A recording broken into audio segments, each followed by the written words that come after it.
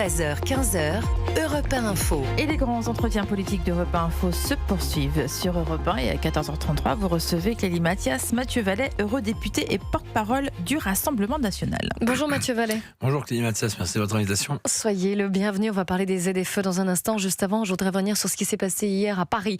Plusieurs blessés, dont un grave, après de violents affrontements impliquant des ultras de l'OGC Nice.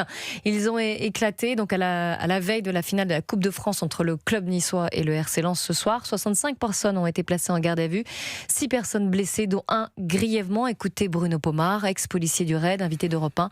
Pour lui, ce ne sont pas des supporters, ce sont des voyous. Ce ne sont pas des supporters, c'est des voyous, c'est des délinquants, appelez-les comme vous voulez, mais enfin, c'est pas des supporters, même parmi les ultras qui viennent là encourager leurs équipes. Là, on a affaire à des équipes de voyous, effectivement, qui se donnent rendez-vous. Parce que c'est des rendez-vous entre des éléments perturbateurs, comme ça, ultra-violents. Les supporters arrivent la veille, se donnent rendez-vous, se mettent sur la gueule, parce que ils boivent, ils s'alcoolisent, voire qu'ils se droguent peut-être pour certains, et ça donne ce résultat. Mais encore une fois, ces gens-là donnent raison à Laurent Nunez de dire on ne fera pas de fan zone le 30 mai. Ben oui, il a raison.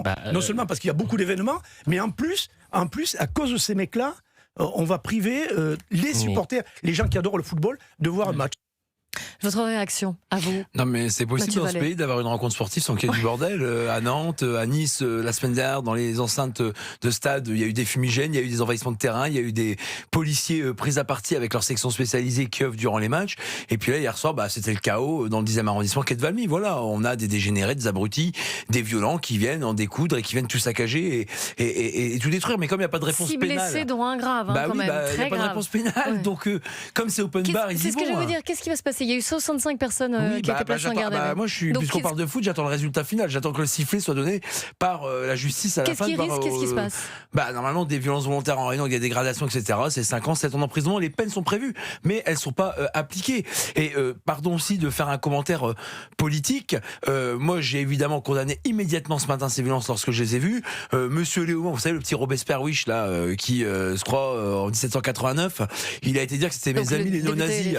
Donc, oui, député LFI, tout le monde le connaît maintenant, parce qu'il fait rire tout le monde. Donc la réalité, c'est que moi, j'ai pas d'amis néo-nazis, en fait. Je réponds, puisqu'il a dit ça sur le réseau X. Par contre, lui, il a des amis fascistes, la jeune garde, qui ont été dissous parce qu'ils ont du sang sur les mains. Donc la réalité, c'est que j'ai pas de leçon de recevoir de ces gens-là. Pareil, Marine Tourdelier, elle, au lieu de mentir, à dire que c'est mauvais électeurs, parce que c'est ce qu'elle a réagi aussi, c'est 2 personnes qui ont jamais réagi sur les violences après la victoire du PSG dans les rues de Paris et qui ont transformé nos festivités en champ de bataille. On les a pas entendues une seule fois.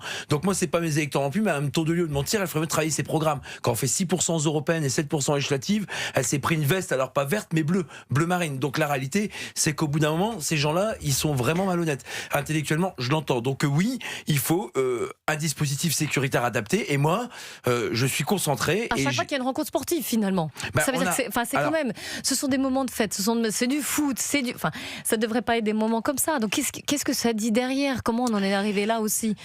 Non mais moi je vais vous dire une chose. Les policiers et les gendarmes font un boulot, non pas normal, mais extraordinaire. Mais ils ont peur d'une chose, c'est à chaque fois d'être transformés de policiers en voyous par une justice qui souvent démontre des signes de non-confiance. Voilà, dans l'affaire Naël, le policier Florian a été mis en détention provisoire. On dit qu'il n'y a pas de place en prison, mais il y en a à chaque fois pour les policiers qui ont voulu agir pour protéger leurs concitoyens. Et je vous dis ça pourquoi? Parce que aller au contact, interpeller, ça peut mettre en difficulté juridiquement les agents. Puis aujourd'hui, il y a un business des voyous pour dire qu'ils ont été agressés, victimes de violences policières, du discours d'extrême gauche. À chaque fois qu'il y a une interpellation, lors des procédures judiciaires liées à leur interpellation, ils disent on a été frappé par les policiers, il y a eu une violence excessive. Et à chaque fois, les policiers ont la triple peine. Celle de se faire agresser dans la rue, comme on a vu ce véhicule de police devoir reculer le soir de la demi-finale de la Ligue des Champions à Paris. Celle de devoir, après, aller aux UMJ et devoir déposer plainte parce que ça leur prend du temps, ça leur prend aussi leur énergie physique et ça leur prend aussi les qui sont atteints de leur chair. Et ensuite, devoir rendre des comptes à chaque fois et avoir cette épée Damoclès qui passe à chaque fois. Non, mais c'est important. Il faut que la peur, elle change de camp. Aujourd'hui, les voyous se sentent forts parce qu'ils ne sont pas condamnés, ils ne sont pas incarcérés et parce qu'ils sont passés pour des victimes. On fait passer les policiers pour des bourreaux. Alors j'entends, oui, la parole ne suffit plus d'un policier. Ça fait longtemps qu'on le sait, mais c'est surtout qu'aujourd'hui, les policiers, quand ils veulent interpeller, c'est eux qui sont mis sur le banc des accusés. Je reviens sur l'aspect foot festif parce que là, il y a cette date du 30 mai. On va avoir besoin d'aller au contact, vous avez vu. Justement, le 30 mai, il y a beaucoup de choses qui vont se passer le 30 mai, notamment la finale de la Ligue des Champions. Qu'est-ce que vous préconisez, vous, pour que tout se passe bien et qu'on n'ait pas ces scènes et ces images? Est-ce que des fan zones, Bruno Pomar évoquait, fan zone, bonne idée, mauvaise idée? Ah non, mais moi, la fan zone, je l'ai dit dans votre studio, sur votre antenne, j'ai dit que c'était niette tout de suite pour moi. Je vois que M. Nunez et M. Faure, le préfet de police de Paris, ont embrayé, pareil, sur la proposition de faire une fan zone d'Emmanuel Grégoire, le maire de Paris. Moi, je l'avais dit tout de suite, mais il n'y a pas de prétention. Après, j'ai un peu quand même la faculté de dire que j'étais flic 21 ans, que je sais un peu de quoi je parle, contrairement à pas mal de politiques. Pourquoi c'est un problème ? Juste rappelez-nous, pourquoi c'est un problème une fan zone ? Parce que ça sert à rien une fan zone. Ça sert à concentrer des gens au même endroit, avec du coup des forces qui sont là pour garder les périmètres et garder un lieu où les gens regardent le match de foot. Et on l'a fait l'année dernière au sein du Parc des Princes lorsque c'est la finale de la Ligue des Champions, déjà en 2025. Et ça n'a pas empêché les violences et les débordements. Donc une fan zone, c'est énergivore, c'est énergie force, et donc ça ne permet pas d'assurer une sécurité. Alors ça permet de faire la fête, oui, pour les gens honnêtes, mais encore une fois, ils pâtissent effectivement des gens malhonnêtes, des voyous qui viennent tout saccager. Et qu'est-ce que vous je vous donne préconisez ? l'information sur votre antenne. J'ai écrit en début de semaine au ministre de l'Intérieur, parce que nous, on ne se délègue pas des problèmes des Français, on est là pour les résoudre. Donc avec Marine Le Pen et Jordan Bardella, on fait tout le temps des propositions. Donc la réalité, c'est que moi, j'ai mon cœur de patriote qui saigne quand je vois la capitale saccagée par des voyous qui viennent voler la fête aux supporters qui veulent célébrer celle de l'équipe du PSG en l'occurrence. Donc ce qu'on préconise, c'est l'engagement des centaures. Vous savez, ces véhicules d'intervention et de protection de la gendarmerie qui permettront par exemple sur les Champs-Élysées, sur le Trocadéro, sur les espaces touristiques de pouvoir protéger les bâtiments, les commerces et le matériel urbain qui nous coûte un pognon de dingue à nous les gens honnêtes qui ne cassons pas et qui payons pour les autres. Ensuite, je demande à ce que les 5 unités de projection rapides, celles de Marseille, de Montauban, de Lyon, de Nantes et de Paris, la 8, la 81, 82, 83, 84, dans un contexte inédit, soient engagées toutes sur la capitale. On sait que le bordel va avoir lieu à Paris essentiellement et majoritairement. Donc je ne comprends pas pourquoi le ministre de l'Intérieur ne les engage pas tous ensemble. Plus de 550 effectifs qui sont formés, spécialisés pour l'ordre public. Et enfin, je demande aussi qu'on engage un hélicoptère de la gendarmerie, puisque c'est eux qui en ont dans notre système sécuritaire.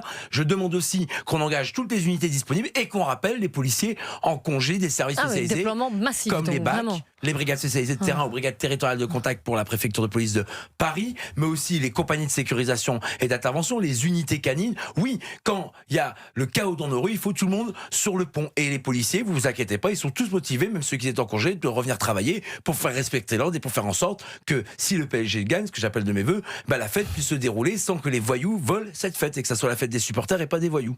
Voilà, on est très concret. Je suis le seul, pardon que l'image faisait long, de tous les partis politiques avec Marine Le Pen et Jordan Bardella à faire des propositions, à l'avoir écrit, à l'avoir adressé au ministre de l'Intérieur et à le redire sur votre antenne. Nous sommes les seuls, pas de prétention, mais on ne dit pas qu'on est les plus beaux, les plus forts, les meilleurs, mais en tout cas on dit qu'on propose des solutions. J'attends celle de monsieur Mélenchon. À part taper sur la police politiquement, il ne sait pas faire grand-chose avec tous ces colistiers et tous ces comparses de la France Insoumise. Venons-en aux zones à faible émission, qui reviennent donc, puisque pourtant adoptées par les députés et les sénateurs, le Conseil constitutionnel, vous le savez, a censuré la suppression de ces zones à faible émission. Écoutez Alexandre Jardin, invité ce matin d'Europe 1, il s'est battu depuis longtemps, depuis le début, contre ces zones à faible émission. Pour lui, ce qui est en train de se passer, c'est une crise de la démocratie. Ça s'appelle une crise de démocratie. C'est-à-dire que le Parlement est tombé hier. Il nous reste le pouvoir référendaire. Je ne sais pas si les gens mesurent bien ce qui est en train de se passer. On a un Parlement qui a voté 4 fois. On a une commission mixte paritaire qui s'est réunie, Assemblée, Sénat, et qui avait entendu qu'il y avait 8 Français sur 10 qui ne voulaient pas entendre parler de ségrégation sociale, qui ne voulaient pas entendre parler de tri humain, parce qu'on est des républicains. Parce que c'est du tri humain, les ZFE. On avait un Parlement qui faisait son boulot et qui, tout à coup, hier, on leur dit très gentiment, on s'en fout. Vous pensez, Mathieu Vallet, vous aussi, que le Conseil constitutionnel est sorti de son rôle ? Non, mais le problème dans ce pays, qui décide en fait ? Des juges du Conseil constitutionnel élus par personne ou les représentants du peuple, en l'occurrence les députés, qui sont élus au suffrage universel direct par les Français ? Mais c'est une institution qui fait partie de notre démocratie et de notre constitution. Justement, dans la démocratie, on respecte les représentants du peuple, parce que sinon, les gens après ne croient plus en la politique. Mais c'est un contre-pouvoir qui est un contre-pouvoir qui bénéficie à chaque fois, soit aux voyous, soit à des personnes qui en fait, eux ne sont pas impactés par ces zones de forte exclusion sociale. Attendez, sur la loi immigration, il y a le Conseil constitutionnel qui est passé. Sur l'excuse de minorité, on parle souvent des mineurs qui sont quand même de plus en plus jeunes, de plus en plus violents, qui devaient être l'exception, je parle pour l'excuse de minorité des 16-18, et non plus la règle. Ça a été supprimé également. Après l'affaire Philippine, vous savez, cette fille qui a été violée et tuée par un OQTF. Pareil pour Lola, qui a été violée, qui a été torturée, qui a été tuée, assassinée par une OQTF.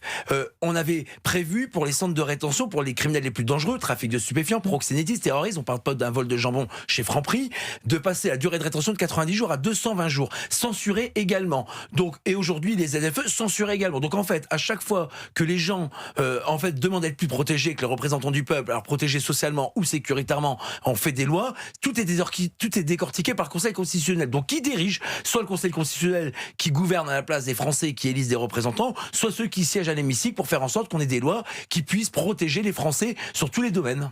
Constance Le Grip, qui est députée apparentée PR et qui était à votre place il y a quelques instants au micro d'Europe 1, disait, elle, qu'à partir du moment où on critique certaines institutions qui sont des contre-pouvoirs qui sont établis dans notre Constitution, c'est une fâcheuse tendance, on va dire, c'est une tendance populiste, pour reprendre ces mots. Alors, mais Mme Le Grip est fatiguée comme M. Attal, M. Philippe, surtout fatigués. Faut soit qu'ils prennent leur retraite, soit qu'ils prennent des vacances définitives, parce que les Français, au bout d'un moment, ils en ont marre. Je vois que d'ailleurs, elle soutient Gabriel Attal. Gabriel Attal, c'est quand même l'intérimaire qui enchaîne les CDD et qui, dans la vie privée, dans l'entreprise privée, je veux dire, n'aurait jamais été ni en CDI, aurait été viré avant. Revenons au Conseil constitutionnel et aux ZFE. Vous me dites, elle dit que c'est populiste, mais c'est qui ces gens-là pour nous faire des leçons? Ils ont quasiment tout échoué depuis 10 ans.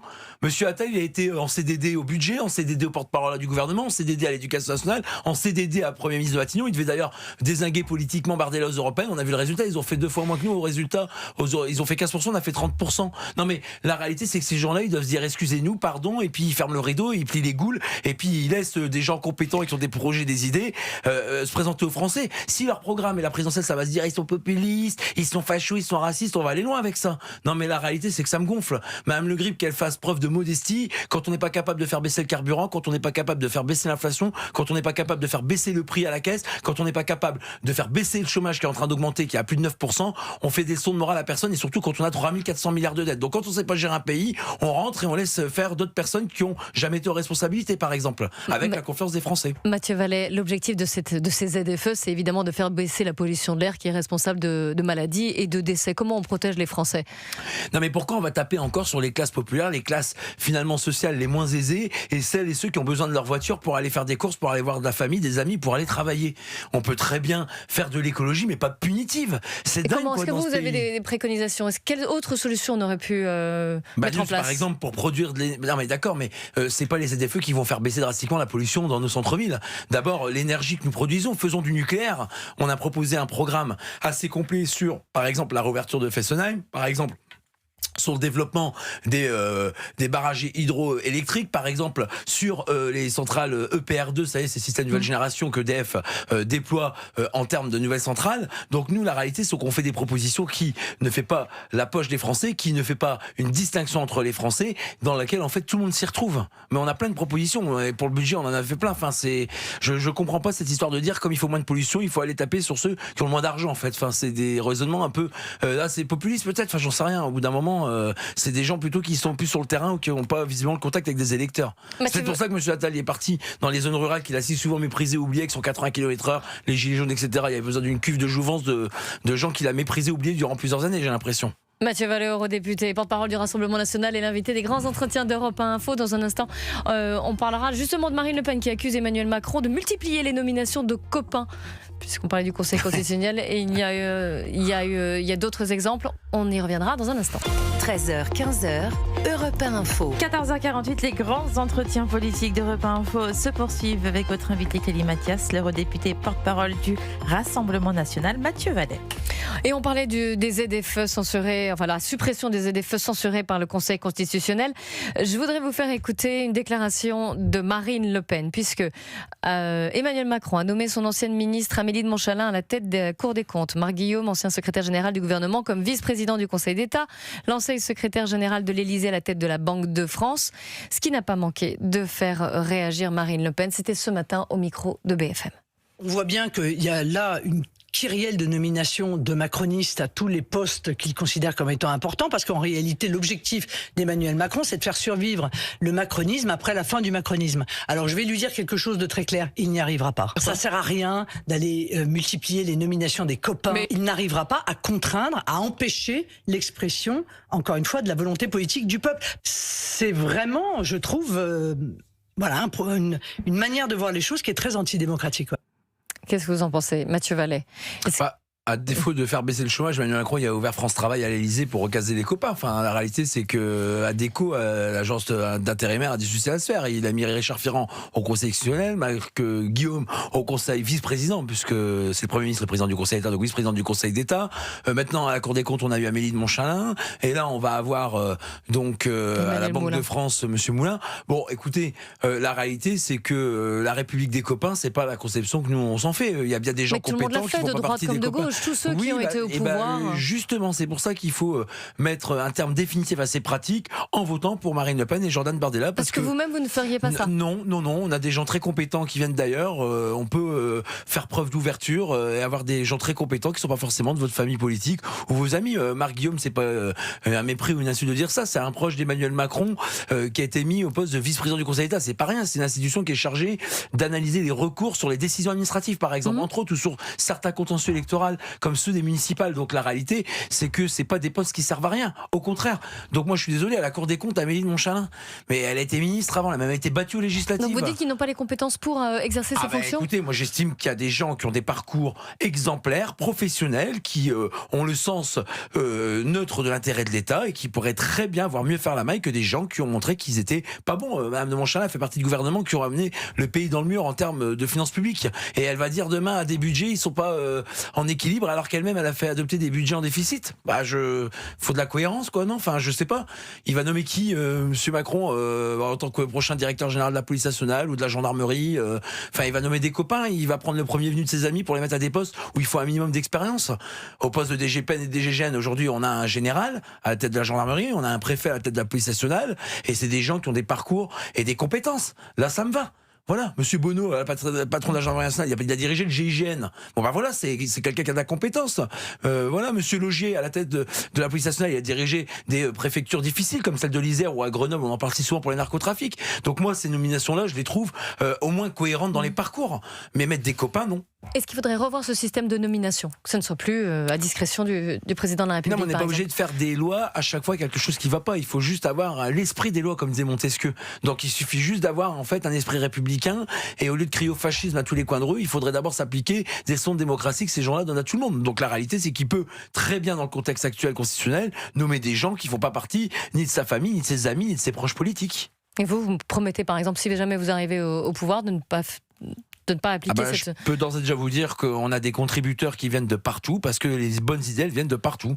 Mais je pense qu'on a suffisamment démontré qu'on n'était pas sectaire. À l'Assemblée, on vote des textes qui viennent pas de notre parti. On peut pas dire mieux, hein. Enfin, je veux dire, et au Parlement européen, on propose des alliances, comme on l'a fait pour mieux expulser les étrangers en situation régulière avec la directive retour que nous avons fait progresser au sein du Parlement européen, comme sur le Green Deal de l'agriculture qui met nos agriculteurs à genoux face à la concurrence déloyale au traité de rechange. Bref, donc on l'a montré qu'on savait s'ouvrir, prendre les idées des autres, voter les idées des autres et faire des alliances si nécessaire dans l'intérêt des Français. Donc on le fera aussi sur les postes. Mathieu Vallet, vous êtes eurodéputé et porte-parole du Rassemblement national. Vous êtes aussi un ancien policier. J'aimerais terminer cette interview sur un sujet qui vous est cher, l'agression de policiers. 2 policiers ont été insultés, frappés lors du concert de Jul, c'était au Stade de France. 7 jours d'ITT pour l'un. Le suspect a été relâché. Il y a un chiffre, 16 policiers sont agressés chaque jour en France.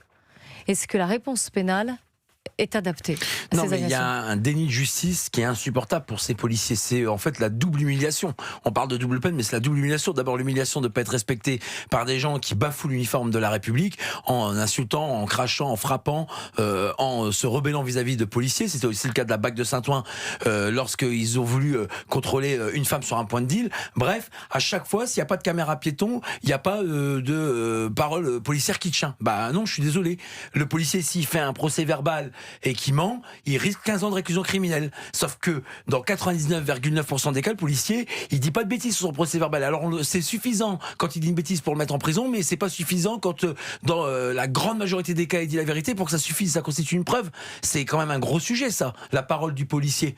Et de la même manière, je vous le disais tout à l'heure, mais Moi, je suis pour qu'on aille au contact. On a été les premiers à le demander sur les Black Blocs, les Antifa, les voyous lors des victoires ou même des défaites de matchs de foot, que ce soit la Coupe d'Afrique des Nations, le PSG ou d'autres compétitions sportives. Mais le policier aujourd'hui, il a envie de faire son boulot, d'interpeller, parfois d'user de la force légitime parce qu'il n'a pas le choix, parce qu'il fait pas en face à des bisounours ou à des Teletubbies. Sauf que dès qu'il use de la force, il y a un business des voyous qui vise à dire c'est le policier qui a été un voyou qui m'a frappé et je porte plainte. Et derrière, c'est des rapports, c'est des auditions à l'IGPN ou dans des services de déontologie liés aux directions départementales de police. C'est aussi des comptes à rendre en permanence, des mains courantes à faire. Bref, donc tout est fait aujourd'hui pour dissuader le policier de pas faire son travail. Je parle administrativement et juridiquement. Et j'ajoute que vous l'avez sûrement vu, il y a eu un refus d'obtempérer, un énième refus d'obtempérer. Ça fait aussi partie des... Oui. Il y a eu un énième refus d'obtempérer cette nuit entre Sarcelles et Stein. Il y a un jeune policier à qui j'ai apporté mon soutien de 28 ans qui vient d'être papa d'une petite fille de 5 mois. Et vous imaginez pour sa conjointe d'être réveillée en pleine nuit pour lui dire que son mari qui s'est engagé pour la France vient d'être percuté par un fou furieux de la route, ivre et sans permis, qui a failli l'envoyer dans un cercueil parce que les photos ont été diffusées par Syndicat Alliance et que la voiture, la portière, elle est broyée. Et qu'in extremis, il s'est réfugié dans l'habitacle du véhicule. On attend quoi qu'il y ait un policier mort pour réagir?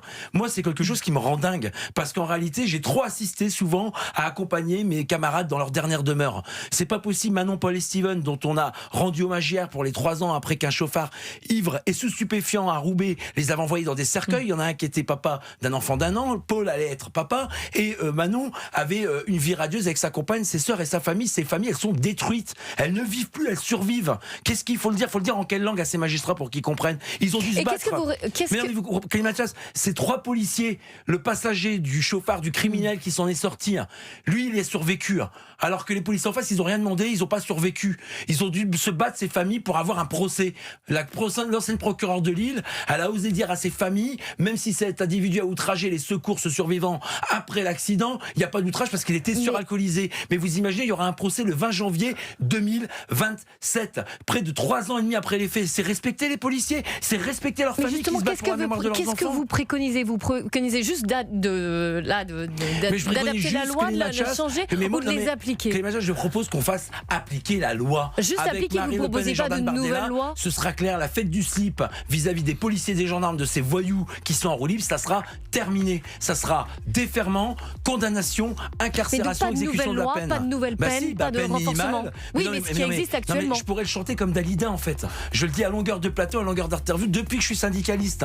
Mais moi, ce qui me rend fou, Clément Mathias, je vous promets, quand vous avez des familles plus souvent modestes, pas les enfants du CAC 40, les enfants de famille d'ouvriers, de paysans, d'agriculteurs. Non mais c'est des gens qui se consacrent, qui ont consacré leur vie pour leur patrie et qui meurent à des 23, 24, 25 ans, même des fois à 35 ans. Donc Ces policiers, pour leur mémoire, ils ont au moins droit à ce que leur bourreau soit terminé derrière les barreaux, soit les prochains ne puissent pas faire des victimes. Merci Mathieu Vallée, eurodéputé porte-parole du Rassemblement National. Dans un instant, c'est l'émission Et si on en parlait avec Romain Desarmes et Marie-Estelle Dupont.